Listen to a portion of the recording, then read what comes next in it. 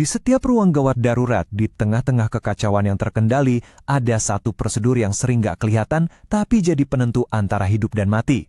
Namanya manajemen jalan napas. Sebuah tindakan yang memastikan nafas berikutnya bisa kita ambil. Coba deh pikirin sebentar. Ada sesuatu yang kita semua lakuin kira-kira 20.000 kali setiap hari tanpa sadar sama sekali.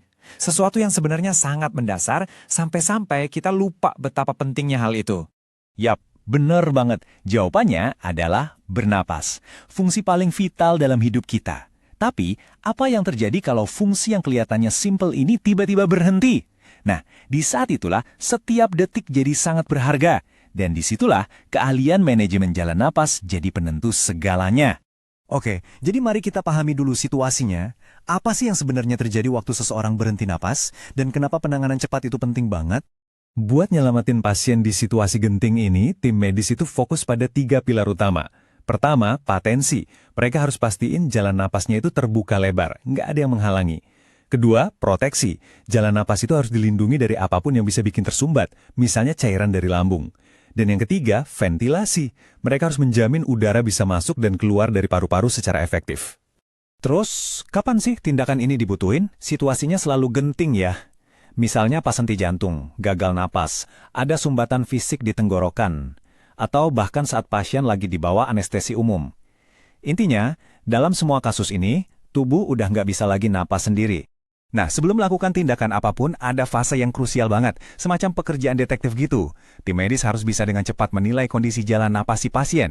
Coba deh bayangin, jalan napas itu kayak jalan tol oksigen di tubuh kita. Mulainya dari saluran napas atas, hidung, mulut, tenggorokan, terus turun ke saluran napas bawah, yaitu trakea, dan akhirnya sampai di paru-paru. Nah, jalur vital inilah yang harus diamankan. Ini dia pertanyaan terpentingnya. Memprediksi apakah jalan napas pasien ini bakal susah ditangani atau enggak, itu jadi langkah pertama untuk menghindari bencana. Jawaban dari pertanyaan ini bakal menentukan seluruh strategi dan peralatan yang akan mereka pakai. Untungnya, untuk membuat prediksi cepat dan akurat ini, mereka punya alat bantu yang cerdas, sebuah singkatan yang gampang diingat. LEMON. Setiap hurufnya mewakili satu pemeriksaan penting yang harus dilakukan. Yuk kita bedah si lemon ini. L itu untuk lihat faktor eksternal. E untuk evaluasi pakai aturan 3-3-2. M untuk skor malampati. O untuk obstruksi atau obesitas. Dan N untuk neck mobility alias mobilitas leher. Coba kita lihat beberapa yang paling menarik. Aturan 3-3-2 ini pinter banget loh. Ini cara super cepat pakai jari buat ngukur 3 jarak kunci di anatomi pasien. Apakah mulutnya bisa kebuka selebar 3 jari, terus jarak dari dagu ke leher apa sepanjang 3 jari, dan dari dasar leher ke jakun apa sepanjang 2 jari. Pengukuran simpel ini bantu banget buat memprediksi apa ada cukup ruang buat masukin alat nanti.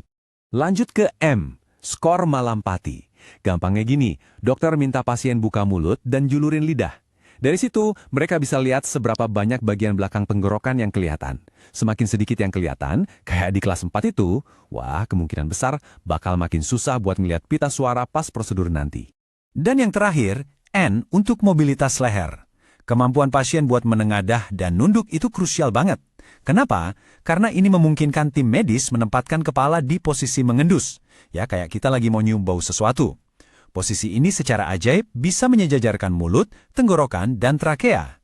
Jadi ngasih pandangan lurus langsung ke pita suara. Oke, setelah semua penilaian selesai, dan kalau memang diperlukan, tim medis akan langsung beralih ke solusi pamungkas yang biasa disebut sebagai standar emas dalam manajemen jalan napas. Inilah dia, intubasi endotrakeal. Kedengarannya mungkin rumit ya, tapi intinya adalah tindakan memasukkan selang pernapasan langsung ke dalam trakea.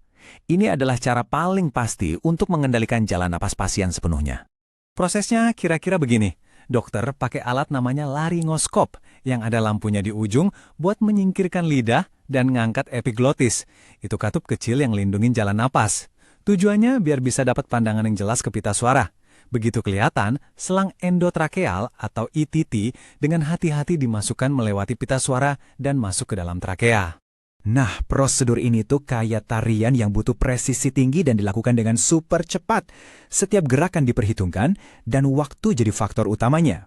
Prosesnya sangat terstruktur.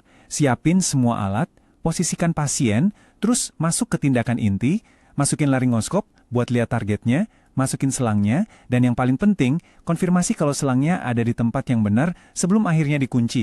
Dan ini dia titik krusialnya. Seluruh proses itu, dari saat laringoskop masuk ke mulut sampai ventilasi dimulai lagi, idealnya nggak boleh lebih dari 30 detik. 30 detik, cuma segitu jendela waktu yang ada saat pasien nggak bernapas sama sekali. Terus gimana mereka yakin selangnya masuk ke trakea, bukan ke saluran makan? Ya, dengan beberapa pemeriksaan cepat tapi efektif. Mereka dengerin suara napas di kedua paru-paru, dengerin juga bagian perut buat mastiin nggak ada udara yang nyasar ke sana, dan yang paling jelas, mereka lihat dada pasien naik turun dengan seimbang setiap kali napas buatan diberikan. Oke, kita udah lihat prosesnya. Sekarang, mari kita simpulkan kenapa keahlian ini benar-benar jadi dasar yang fundamental banget di dunia kedokteran darurat. Keuntungannya tuh besar banget dan langsung menjawab 3 pilar yang kita bahas tadi. Intubasi ini menciptakan jalan napas yang terlindungi, jadi mencegah isi lambung masuk ke paru-paru. Ini juga memungkinkan pengiriman oksigen murni, menjamin ventilasi yang pasti, dan bahkan bisa jadi jalur cepat buat ngasih obat-obatan penyelamat nyawa langsung ke paru-paru. Pada akhirnya, kalimat ini merangkum semuanya. Intubasi itu intinya adalah tentang mengambil alih kendali penuh atas fungsi paling dasar dan paling vital dalam tubuh manusia demi memberikan kesempatan bagi pasien untuk terus berjuang. Jadi lain kali Anda narik nafas dalam-dalam tanpa perlu mikir, coba deh ingat sejenak soal keahlian, ilmu, dan ketenangan luar biasa yang dibutuhkan cuma untuk memastikan seseorang dalam kondisi krisis bisa melakukan hal yang sama. Jadi penasaran kan, keajaiban medis apa lagi ya yang sering kita anggap remeh setiap hari?